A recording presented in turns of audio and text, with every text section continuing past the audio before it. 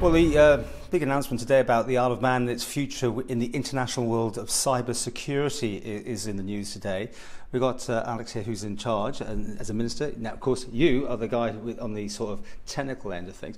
It's an acronym, this. Just remind us what it's called.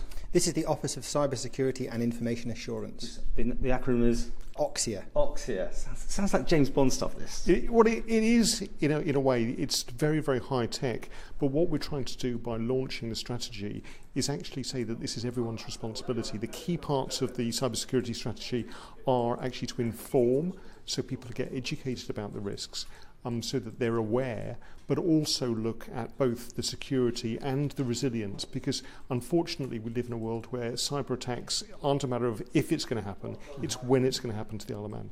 And on the graphs and the videos, we're seeing actual live sort of hits. People, I think Iceland's having a go at somebody at the minute or something. This looks like some sort of computer game almost. Well, to some people it is a game, to other people it's a business. We now have cyber criminals actually trying to extort money from companies. We have international espionage trying to steal secrets.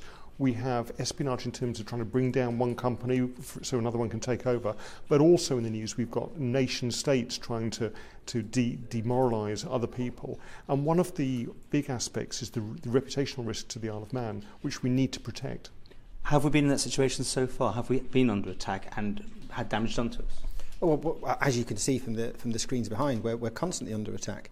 But we follow industry best practice, we follow the guidelines, we follow advice that's given to us by our colleagues in the National Cyber Security Centre in the UK, and as such we're very proud of a very resilient infrastructure. Okay, what happens? The Isle of Man gets attacked, what do you do? We don't fire back at them, do we? No, not at all.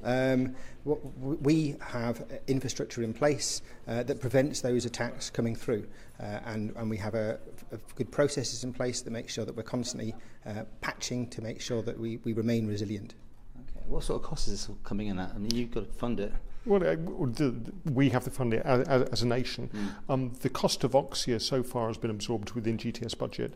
What the strategy does is set forward a 3-month plan to actually come up with an actual working plan to put all these into play. So there is some cost there, but what we're talking about here is it's not necessarily a technological answer. That awareness, that education for people, getting the systems in place so that people do change their passwords, do put patches onto their computers, can strengthen the entire system. And what OXIA will be doing is working very much together with individuals, with businesses on the Isle of Man and with government to make our country as secure as we can. And how do people do that? Do they get in touch with you? Do you go to them? I mean, how does this process to the offices, the buildings, the corporations on the Isle of Man?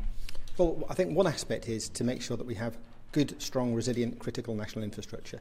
So our harbours, our airport, water, electricity, banking, our telcos, our ISPs. So what's happened in Europe is that there's a new piece of legislation. It's called the Network and Information Security Directive. We want to bring that legislation here on the Isle of Man, and what that will mean is that all of those identified players in critical national infrastructure will be reaching a recognised international level of resilience. We always hear about these companies that are attacked and they literally say everything's encrypted now, you've got to pay some money. Yep. Has that happened here? Can it happen here? And will it happen here? Well, we're just over a year from WannaCry, which was one of the most concerted attacks, which affected over 200,000 people worldwide and brought down the British NHS to some degree. We weren't particularly affected by that because of the security that's already in place. Now, it wasn't a matter of luck. We had the patches, we had the awareness of the risks, and so we protected ourselves against that. But we are under attack all the time, and people in some ways are probing the systems to make sure they're resilient, and we have to make sure that they are. If someone has an attack, I guess some companies don't want to report it, they want to keep it under wraps and will pay the ransom. People pick that one up. Advice? Well, we would encourage anybody that does have an attack to let us know, because then we can see the bigger picture. We can see whether those attacks are coming from, and then we can work with our international partners to make sure that we understand where they are and how we can stop them. But I want to say, Paul, really, we're trying to change the narrative here. Rather than this being cybersecurity is all about technology, we're trying to say that actually We want people to take personal responsibility, and we want businesses to take responsibility to understand that it's not such the technology, which if you follow good practice, you're relatively safe. It's about your people, and it's about your processes. And those are the weakest links in this space. And I think that's a large part of this strategy is about getting that message across. I mean, one of the other aspects is that cyberspace is global. We are not on our own with this because it's a common problem for most jurisdictions.